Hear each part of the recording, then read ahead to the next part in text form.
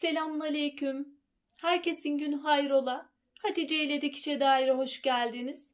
Bugün sizlerle birlikte 4 parçalı, cepli, beli lastikli, çok kolay, pratik bir etek kesimi ve dikimini göstermeye çalışacağım inşallah. Benim elimde çiften bir kumaş, 140 santim genişliğinde bir kumaş var. Kumaşım gabardin, enine likralı. Cepleri için ayrı bir kumaşa ihtiyacımız var. Eğer kumaşınız ziyan olmasını istemiyorsanız, elinizde o kadar kumaş yoksa cepleri farklı bir tonla da kombinleyebilirsiniz. Benim kumaşım yeterliydi. Kumaşıma ceplerinde aynı şekilde ekleme yaptım.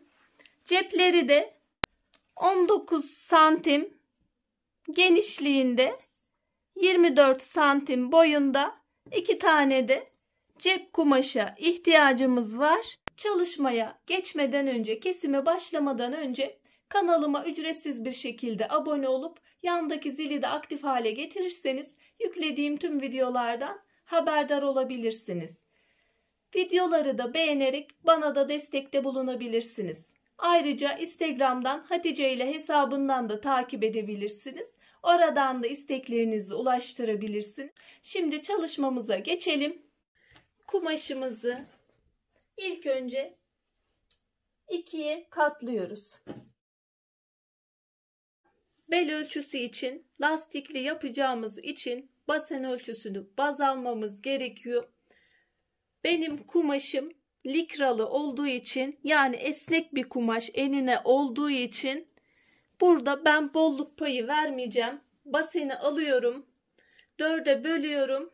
Sadece 2 santim dikiş payı vereceğim. Bolluk payı, eğer kumaşınız esnek değilse 2 santimde bolluk payı verin. Ben burada baseni 104 aldım, 4'e böldüm, 26. 2 santimde dikiş payı vereceğim. Şöyle ölçüm benim 28 santim. Burada beli 28 olarak aldım.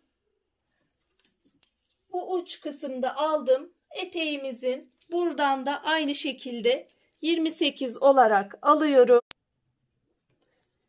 Şu iki çizgi aldığım bel ölçüsünü şuradan çizgilerden birlikte tutuyorum. Şu şekilde bir katlama yapınca 4 parçalı etek kesim şeklimiz ortaya çıkmış oluyor. Kumaşımızı en ideal şekilde kullanma şekli 4 parçalı kesim. Hiçbir kumaşımız burada ziyan olmayacak. Şurası bizim etek bel bölümümüz. Burada ise şu kısım bizim etek bel bölümümüz. Bu kısım ise etek uç bölümümüz. Burada ise şu alt kısım bizim etek uç bölümümüz. Bizim burada bu şekilde kesim yaparak şöyle etek uç kısmını 14 santim benim kumaşımda, benim ölçümde bir genişleme yaptık. Burada da 14 santim. Şimdi kesimimizi yapabiliriz.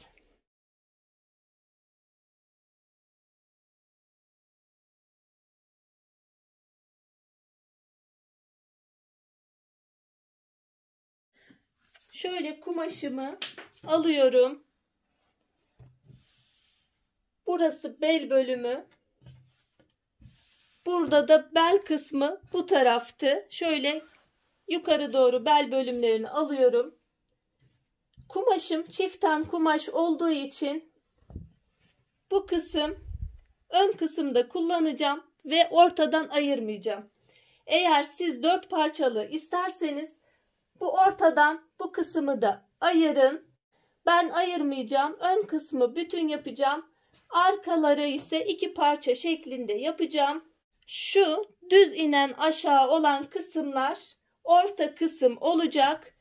Şu yanlarda çan şekilde kesim oluyor. Bunlar da aşağı doğru genişleyen bölümde çan kısımlar.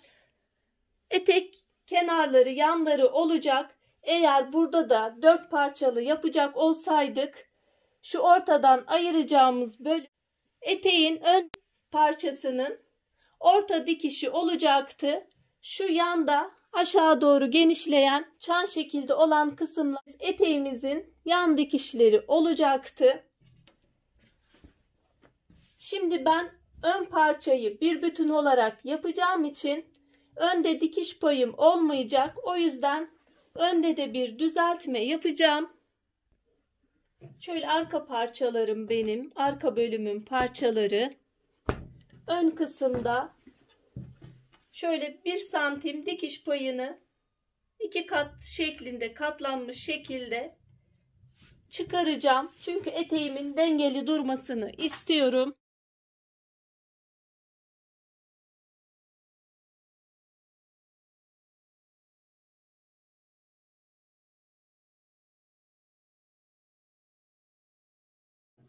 Eteğimi cepli yapacağım için arkadaki en son dikişi, arkanın ortası olan dikişi bırakacağım. Şu düz olan kısımlar kalacak. Şöyle kumaşımı yüzü yüzüne bakacak, düz yüzler içte kalacak şekilde yerleştiriyorum.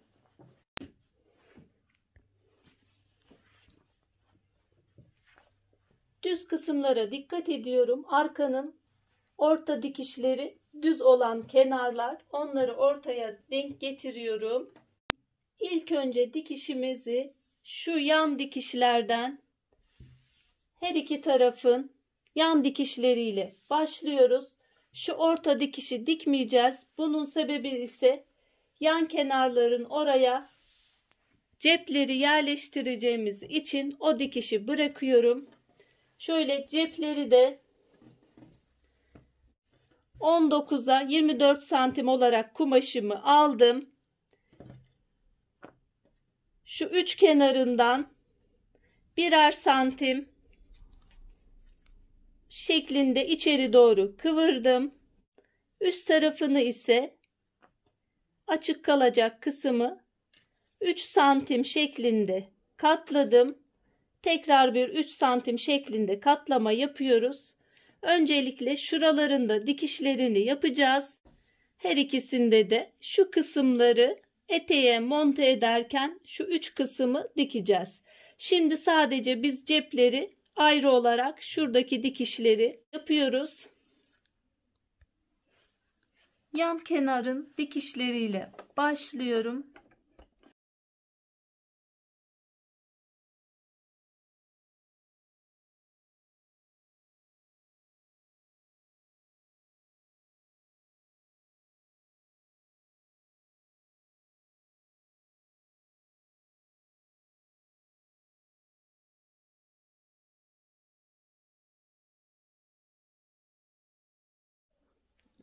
Eteğimizin yan dikişlerini diktim. Zikzak ayarıyla da temizlemelerini de yaptım. Orta dikişimiz, arkanın orta dikişi açık duruyor.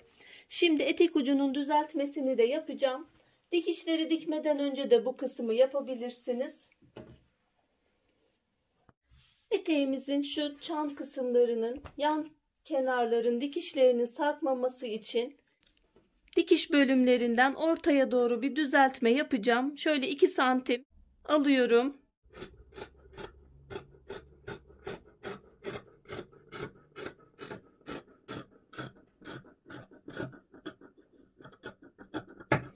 Orta kısımda sıfırladım. Şöyle küçük bir süsleme yapacağım. Şöyle cep bölümünü zaten katlamıştım. Bir kere katladım, bir daha katlıyorum. Sadece şimdi üst kısmın dikişini yapacağım. Dikiş dikerseniz arkadan da dikebilirsiniz tabi.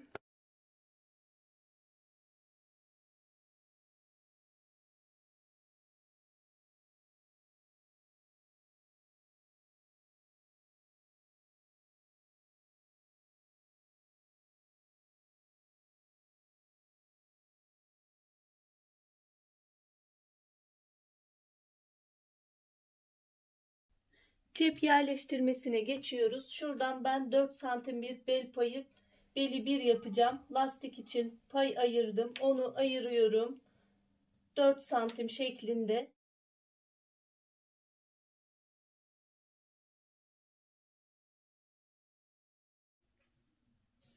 şöyle orta izini tırnak ütüsüyle belirliyorum. 23 santim belden aşağı olacak şekilde yerleştiriyorum. Yan dikişlerin üzerine orta kısmını denk getiriyorum. Şuradan başlıyorum. Üç kenarını dikiyorum. Bu kısım açık kalacak.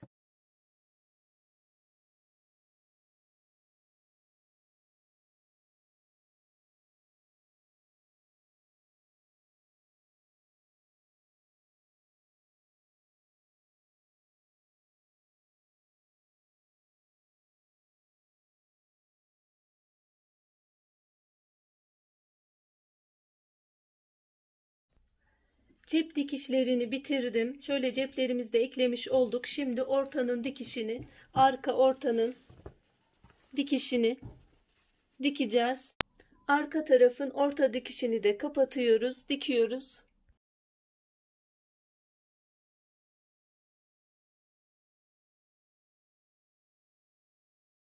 Orta dikişimizi de yaptık, kapattık. Şimdi bel kısmına geçiyoruz. Bel kısmını da isterseniz şöyle lastiğinizi şöyle 1 santim katlayın. Üzerine alarak içinden lastiği şu şekilde çektirerek de dikebilirsiniz. İsterseniz kanal yapın. İçinden lastiğin geçeceği genişlikte bir katlama yapın. İçinden lastiği geçirin. Ben kanal yaparak yapacağım. Ayrıca lastik ölçüsünü de normalde belinizden 5 santim lastiği kısa kesebilirsiniz. Ya da bel ölçüsü yoksa elinizde ortalama olarak şöyle lastiği gerdireceksiniz. Dışarı doğru lastik artacak. O şekilde de ayarlayabilirsiniz. Şöyle 1 santim alıyorum. Katlama yapıyorum. Buradaki genişlik lastiğinizin içinden rahat bir şekilde geçmesini sağlayacağınız kadar bir genişlik yapacaksınız. Şöyle lastik içinden rahat bir şekilde geçecek.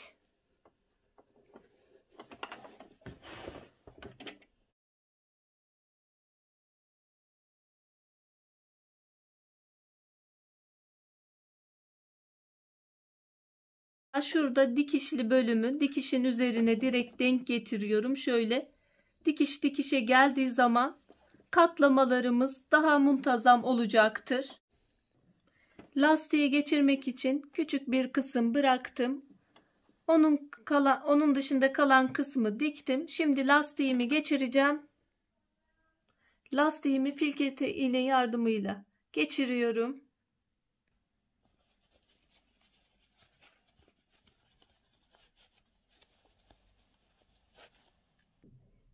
Lastiğimizi şu şekilde üst üste değil de şu şekilde yerleştirip her iki tarafından dikiyoruz.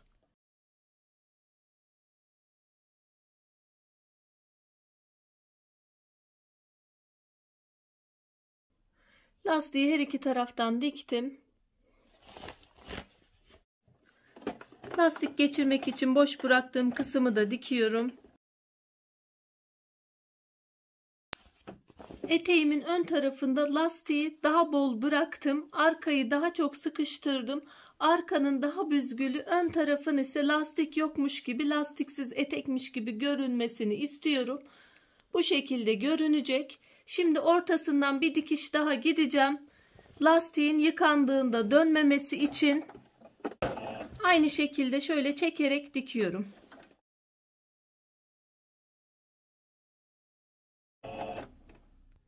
Eteğimizin belini bitirdim. Ön kısmını ifade ettiğim gibi daha az büzgü, hiç büzgü yokmuş gibi. Zaten likralı bir kumaş. Arka kısmında büzgüleri çoğalttım. Tek ucu kıvırmasını ise istediğiniz ölçülerde de tabii kıvırabilirsiniz. Overlock çekip tek de kıvırabilirsiniz. Ben şöyle birer santimden 2 kere bir kıvırdım. Bir daha kıvıracağım. Bu şekilde yapıyorum. Şöyle bir kıvırdım, bir daha kıvırıyorum. Bu şekilde dikip bitiriyorum.